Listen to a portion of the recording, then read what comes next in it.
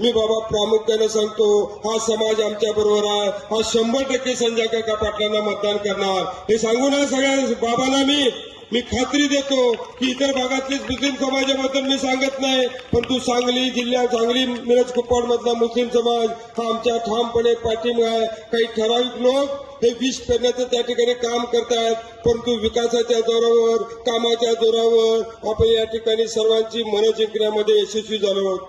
मुद्रा योजनेचं काम आपण सांगली विधानसभामध्ये अतिशय चांगल्या पद्धतीने केलं. 4.5 कोटी रुपयाचं वाटप झालं. मला आज आनंदानं असं सांगावं असं वाटतं, अभिमानानं, की त्यातले 2.5 कोटी रुपये आपण मुस्लिम समाजाच्या उद्योजकांना आणि कार्यकर्त्यांना त्या ठिकाणी मिळवून दिले. म्हणजे भेदभाव आम्ही असंच करत नाही. मला सांगा भाभी, तुमच्या भागातला रस्ता झाला, ह्या भागात मुस्लिम राहतो, ह्या भागात हिंदू राहतो, असं आपण भेदभाव केला नाही. रामराव नगरमध्ये ज्या ज्या ठिकाणी कामं करायचे आहेत, ज्या ज्या ठिकाणी सोयी करायच्या आहेत, त्या सोयी त्या ठिकाणी उपलब्ध करून दिल्या. त्यामुळं या निमित्तानं तुम्हाला असं सांगावं वाटतं मला की कोणत्याही अफवेवर तुम्ही विश्वास ठेवू नका, खोट्या नाट्या गोष्टी प्रचाराला तुम्ही बळी पडू नका.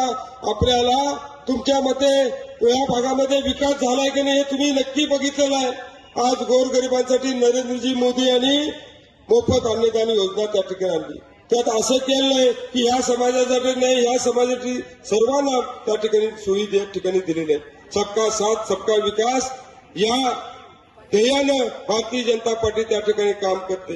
अनेक लोक आमच्या बरोबर आहेत, पाठ मानवणं त्या ठिकाणी जगतायत. सर्वसामान्य मुन्नाभाई कोर्णेसारखे नेते आमच्या बरोबर भारतीय जनता पार्टीमध्ये काम करतायत. ज्या मुन्नाभाई कोर्णेनं काँग्रेसमध्ये आयुष्य घालवलं त्यांना क्रीडा क्षेत्रातील शिवछत्री पुरस्कार 15 वर्ष त्या ठिकाणी वाट बघ लागली. परंतु 2014ला मुन्नाभाई कोर्णेनं भारतीय जनता पार्टीमध्ये प्रवेश केला आणि मला वाटते 2016ला त्या ठिकाणी महाराष्ट्राचा शिवछत्री पुरस्कार मिळाला. म्हणजे खरोखर सांगा, काँग्रेस तुमच्या विरोधात आहे का भारतीय जनता पार्टी विरोधात? त्यामुळं तुम्ही लोकांना सांगितलं पाहिजे. महिला मोठ्या या संख्येने आहेत. आज ज्या सोयी तुम्हाला त्या ठिकाणी मिळत आहेत ते तुम्ही प्रामुख्याने सांगितले. बाबा, हे भेदभाव तुम्ही करू नका. जो काम करतो तो माणूस आम्हाला या ठिकाणी द्यायचा आहे. संजय काका पाटील हे तुम्हाला घराघरात सर्वांना परिचित उमेदवार आहेत. सातत्यानं कोणताही सण असू दे, कोणतीही दुःखद घटना असू दे, आनंदाची घटना असू दे, 5 मिनिटात पोहोचणारा खासदार म्हणून संजय काकांच्याकडे आपण या ठिकाणी बघतो. सर्वसामान्यांना, तरुणांना पाठीवर हात ठेवून, चल तुला कोणतीही मदत लागू दे, मी तुझ्या पाठीमागे आहे म्हणून त्या ठिकाणी तुम्हाला समजून घेणारा खासदार या ठिकाणी आहे. मुस्लिम बांधवांना तर मी या ठिकाणी विनंती करतो की अतिशय जिव्हाळ्याचे संबंध जर कोणाचे असतील तर संजय काकांचे तुमच्यावर आहेत. त्यामुळे तुम्ही विचार या ठिकाणी केला पाहिजे. तुम्ही ठरवलं पाहिजे. कुणीतरी एक येतो आणि 4 दिवसामध्ये काहीतरी मोबाईल पोस्ट करतो.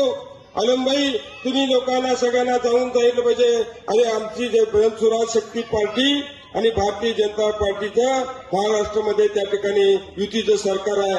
त्यामुळे ह्याची जबाबदारी आहे. तुम्ही जबाबदारी घ्या या लोकांची. जे जे मागण्या करतील त्या मागण्या आम्ही मोठा भाऊ म्हणून भारतीय जनता पार्टी या ठिकाणी तुमच्या पाठीमागे उभा राहील.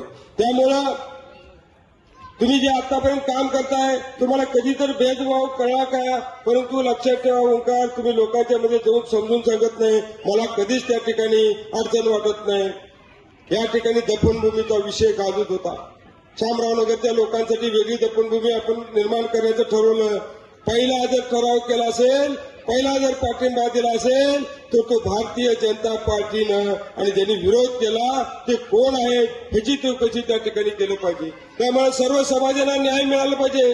सर्व समाजामध्ये जाऊन आपण काम केलं पाहिजे. अशा पद्धतीने भारतीय जनता पार्टी सातत्याने या ठिकाणी काम करते.